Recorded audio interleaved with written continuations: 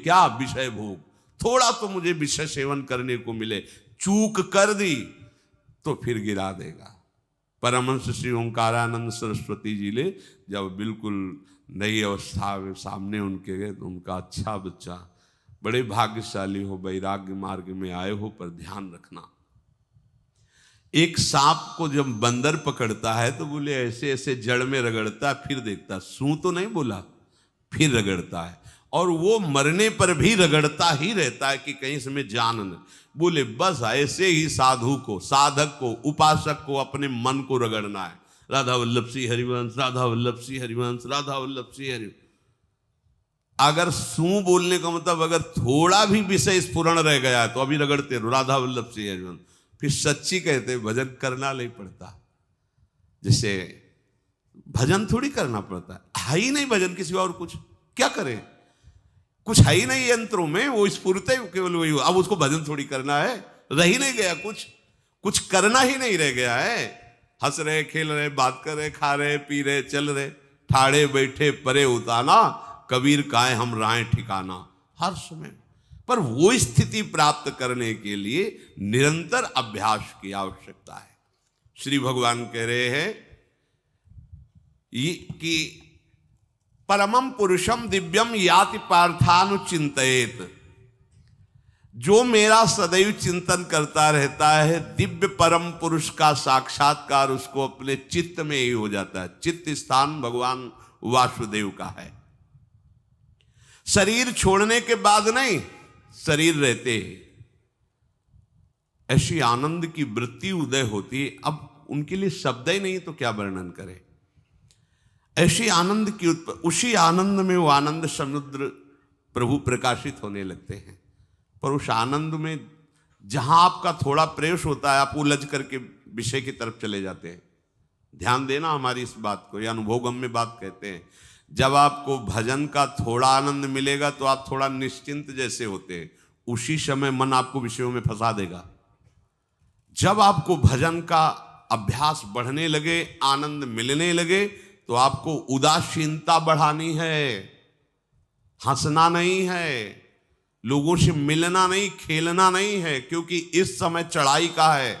आनंद स्फुरित होने लगा, बचाओ, बिल्कुल आसपास से सुरक्षित हो जाओ। वो आनंद ही आपको ऊपर ऐसी स्थिति में ला देगा जहां ये विषय नहीं ले जाएंगे। भगवान कह रहे परमम पुरुषम दिव्यम याति पार्थानुचिंतयन्, जो निरंतर अभ्यास चिंतन का करता है, उससे चित्त में ही भगवत साक्षात्कार हो जाता है। अगर आप सावधान नहीं रहेंगे, चिंतन सही नहीं रहेगा आपका, तो किसी भी अवस्था में ये विषय चिंतन छूटने वाला नहीं। अभी हमारे पास अवसर है, अभी हमारे पास समय है, चूको मत। ये बहुत सूक्ष्म लड़ाई है, ये कोई बाहर के लाठी डंडा गोली वाली लड़ाई नहीं है, ये अंतर की लड़ाई है। इसमें बड़े बड़े हार जाते हैं। अगर कोई जीत पाता है तो एकमात्र भगवान को समर्पित चित्त वाला जीतता है। हमें लगता है आपको बढ़िया समर्पण का अवसर है। अब आप ये जो मना किया जाता है, उन विषयों का भोग करते हैं, विषयों का सेवन करते हैं, तो फिर ऐसा लगता है अब हम नहीं कर पाएंगे, हमारे पास कोई चांस नहीं रह गया कि अब आपको संभाल सके। इसलिए आप सहयोग कीजिए। ये बाहरी आनंद 4 दिन का है, मान जाओ, बाहरी आनंद। ये श्री जी के मार्ग के लिए हम कह रहे हैं किसी जन्म में भगवत प्राप्ति करनी। अगर आप नहीं कर मानोगे, मनमानी आचरण करोगे तो भ्रष्ट हो जाओगे। ये संसार का स्वरूप है, किसी न किसी बहाने से वो आपको सतमार्ग से हटाएगा। ना किसी को घर आने दो, ना किसी के घर जाओ, ना किसी को रंग लगाओ, ना किसी से रंग लगवाओ। अपनी प्रिया प्रीतम के साथ होली खेलो। यहाँ जो सत्संग हो रहा है ठीक है, सुना, एकांतिक किया, कुटिया में जाओ चुपचाप, अपने श्री जी को रंग लगाओ, श्री जी के सामने पद गाओ, श्री जी के सामने नाचो, उन्हीं तो भावना में उनके साथ खेलो, किसी और की जरूरत नहीं। कोई अब दूसरा हमें छुए, दूसरा कोई हमारा अपना बने, अब हमें जरूरत नहीं है। देखो हमारी भाषा समझ में आ रही हो तो समझ लेना, नहीं बाद में पछताओगे।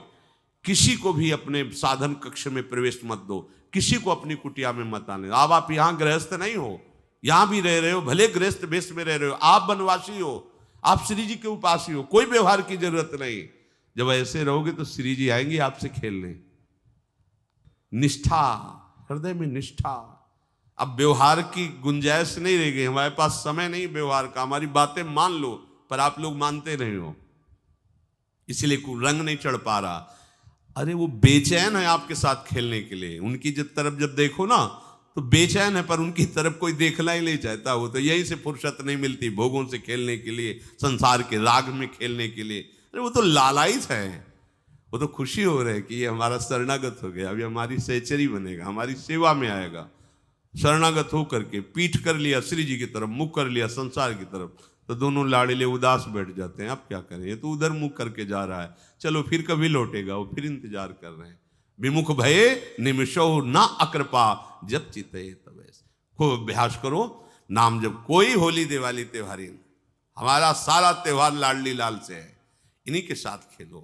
देखो तुम्हें बताएं, जो बच्चा बाहर खेलने नहीं जाता तो माता पिता उसके साथ खेलने लगते। कैसे? घुटने के बल चल रहा है तो वो पिता भी घुटने के बल चलेगा उसके साथ साथ। वो तोतली बोलेगा तो वो भी तोतली बोलेगा। देखा है कभी ऐसा? ऐसा कर। तो ये हमारे स्वामी भी जब देखेंगे कि अरे ये तो किसी से राजी नहीं है, केवल हमसे खेलना चाहता है, इनके लाने का एक ही उपाय है, ध्यान रखना, अनन्य व्रत नहीं चाहिए हमें। और जैसे कल आप सुन रहे थे, पपीहा बन के रहू रे, बस यही चातक व्रत नहीं, हमें नहीं चाहिए। अगर हमारे रंग पड़ेगा तो लाडली लाल का पड़ेगा। हम खेलेंगे तो लाडली लाल के साथ खेलेंगे, नहीं तो अब आजीवन नहीं खेलेंगे, आजीवन नहीं खेलेंगे। अगर हम पाएंगे तो इनकी जूठन पाएंगे, नहीं तो प्राण त्याग देंगे। जिएंगे तो वृंदावन में जिएंगे, नहीं जीवन। ये व्रत चाहिए। काहे को व्यर्थ समय नष्ट कर रहे हो? धारण करो अनन्य निष्ठा का व्रत। इनको अपनी तरफ आकर्षित करने के लिए अनन्यता ही व्रत है। रसना कटो जो अन रटो, निरखियन फुटो नयन, श्रवण फुटो जो अन सुनो, श्री राधा जसमैन। कोई भी सत्संगी कोई व्यसन न करे, अन्य किसी से संपर्क न करे, खूब पद गाओ, खूब नाचो, अपना दरवाजा कुटिया का बंद करके खूब रो, नाचो, खेलो, कूदो, उन्हीं से वो खेलने लगेंगे। उनको चैन नहीं है आपके सिवा, आप चैन से रह रहे हो। हमारे प्रिया प्रीतम आपका इंतजार कर रहे हैं, तभी आप पर हेतु की कृपा की। ये बात अंदर की समझो, प्रिया प्रीतम अंदर से आपको बहुत प्यार करते हैं, पर हम देखते हैं कि आप प्रिया प्रीतम से प्यार नहीं करते। आप संसार की तरफ बढ़ते जा रहे हो, हाथ फैलाए खड़े, मेरी तरफ आ जा। ये हमारे भगवान नहीं है, ये हमारे लाडली लाल हैं। हम इनको भगवान नहीं, ये तो प्रेम के खिलौना दो खेलत है प्रेम खेल। हमारे रसिकों ने इनको भगवान नहीं माना। अगर कोई संकट आया तो अपने आंचल में छुपा के इनको लेके भागे।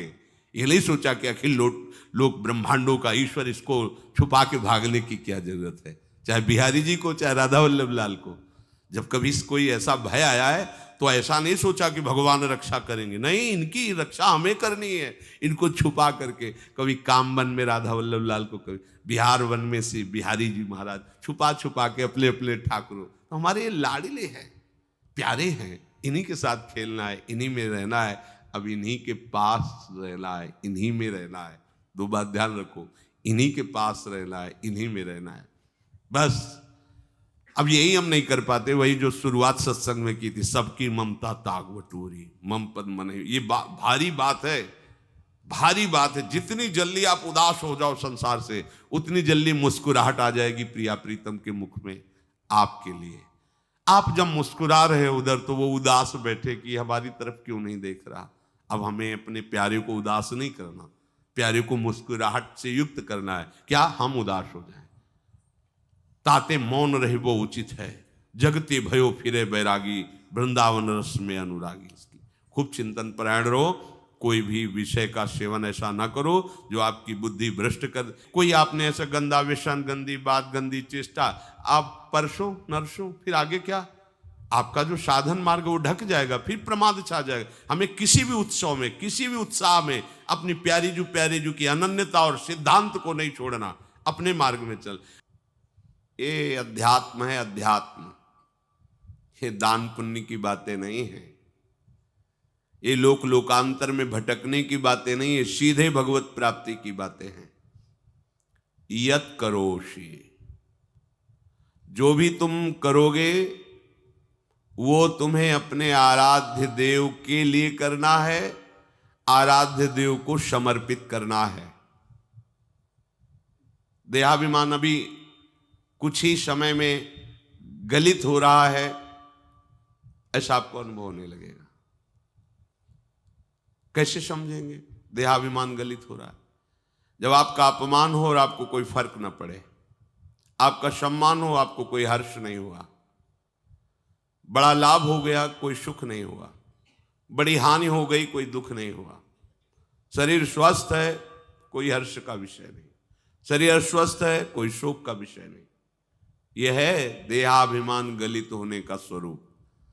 यत करोषि, तो जो भी हम करें, पापाचरण भी करें तो श्री भगवान को अर्पित कर दें। बोले नहीं, तस्मात् शास्त्रम प्रमाणम ते कार्याकार्यो व्यवस्थितो, जो तुम्हें करना है उसमें प्रमाणित कार्य करने हैं शास्त्र के अनुसार। यत करोषि, अब जो भी करोगे शास्त्र सम्मत करोगे और प्रभु को समर्पित करोगे, देहाभिमान बहुत जल्दी गलित हो जाएगा।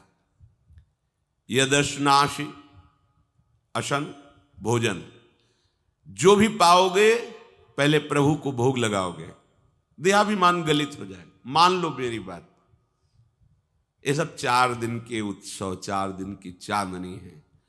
शोक समाज पूरा तैयार हो रहा है हमारे ऊपर आक्रमण करने के लिए। तुम्हें क्या पता,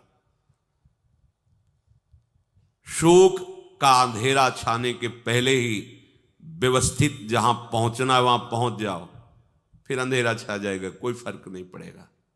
अभी आप यात्रा ही नहीं प्रारंभ किए हैं और अंधेरा आ गया तो मार्ग ढक जाएगा और जीवन व्यर्थ चला जाएगा। कुछ भी मत खाओ। कैसी धूर्तता हमारी बुद्धि में बैठी है।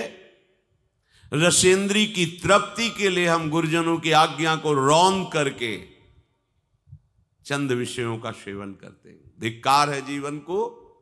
यदि आज्ञा उल्लंघन करके अमृत भी पीने को मिले तो विष हो जाएगा, ध्यान रखना।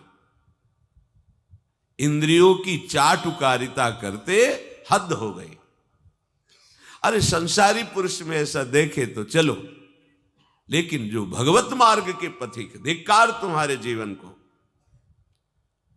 प्रियाजू को बिना भोग लगाए अर्पित किए तुम पाने के लिए उत्साहित कैसे हो रहे हो? जिन वस्तुओं को निषेध किया गया है उनकी तरफ स्वप्न में भी अगर गति हो तो जलन होनी चाहिए कि स्वप्न में भी हमने कैसे स्वीकार कर लिया। कभी कभी ऐसा लगता है कि भगवत प्राप्ति बहुत कठिन है, ये समझने वाले नहीं। मेढक को तौलने का अगर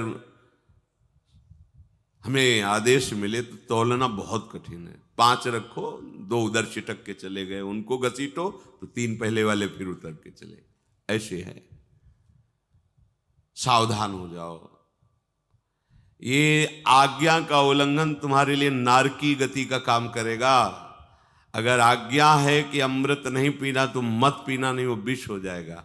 और अगर आज्ञा है विष पी लीजिए तो गरल सुधा रिपु करहि मिताई, गोपद सिंधु अनल शीतलाई, वो विष अमृत हो जाएगा। तुम्हारा शत्रु तुम्हारा मित्र हो जाएगा। ये भव समुद्र गाय के खुर के गड्ढे के समान हो जाएगा। आज्ञा पालन बहुत बड़ी सिद्धि है। ये मूढ़ता का त्याग कीजिए। आप जानते हो, जानते नहीं है? नहीं, तुम नहीं जानते हो, तुम्हें वो जान रहे हैं। अगर तुम अपना आनंद चाहते हो, सुख चाहते हो तो आज्ञा पालन करो। इसी से देहाभिमान गलित होगा। तुम्हारी एक एक वृत्ति उस सर्वात्मा प्रभु बैठे देख रहा है और उन्हीं के रिझाने के लिए तो तुम्हें मानव देह मिली, भगवत मार्ग मिला। ये ध्यान रखो, एक बार भी बिना भोग अर्पित किए हुए जो पाओगे वही तुम्हारी बुद्धि भ्रष्ट कर देगा। देख लो आंख खोल के कैसे बुद्धि भ्रष्ट होती है। वो अपने आराध्य देव इष्ट देव की ही निंदा करने लगता है, आराध्य देव इष्ट देव के विपरीत चलने लगता है। ये बुद्धि गिरी मतलब सर्वनाश। जो शास्त्र में कहा गया है, कामः संजायते क्रोधा क्रोधा स्मृति विभ्रमा स्मृति भ्रंशात् बुद्धिनाशो, बुद्धिनाश को ही कहा गया प्रणश्यति, नष्ट हो गया, वो किसी काम का नहीं। यत करोषि, जो भी कर रहे हो वो प्रभु के लिए हो और प्रभु को अर्पित करो। यदश्नाश, जो भी असन भोजन करते हो, जो भी तुम्हारी जिह्वा में जाए, अगर तुम इसी जन्म में भगवत प्राप्ति करना चाहते हो तो बिना भोग लगाए मत पाना, मान लीजिए। फिर कह रहे यज्जुहोषि, जो भी तुम, हवन का तात्पर्य होता है भागवतिक कार्य करते हो, वो प्रभु को अर्पित कर दो, बड़ा सुख मिलेगा। जो तुम ददाशी, किसी को भी कुछ भी देते हो, प्रभु को दे दीजिए। देने के पहले उसमें भाव कीजिए, राधा वल्लभ लाल इसके हृदय मंदिर में बैठे हैं।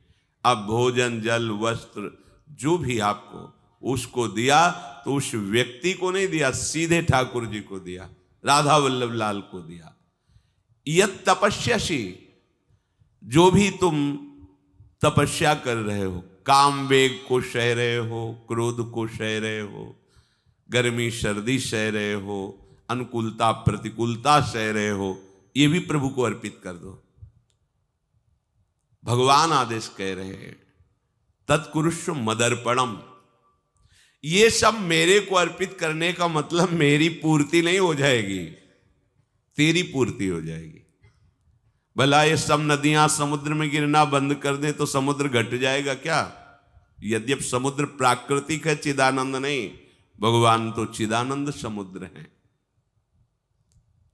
कोई भी नदी चाहे बाढ़ युक्त जाके गिरे या गिरना बंद कर, समुद्र में कोई फर्क नहीं पड़ता।